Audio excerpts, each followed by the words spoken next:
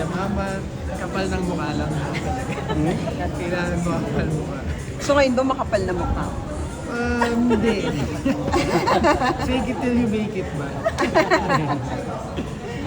Binibigyan kayo ng music tips ni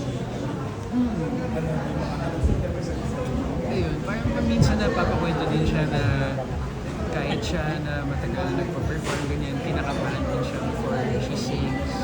So it's normal, ganyan. And just own it. And parang meron binigay sa akin na advice na. Kasi paminsan naisip ko na parang ready na ba ako sa mga ganitong performances, ganyan.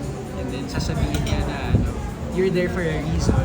They chose you to perform there because they know that you can do it. So that helps a lot. Ano yung reaction na when you make her listen to your She's always so happy. She's always very supportive talaga.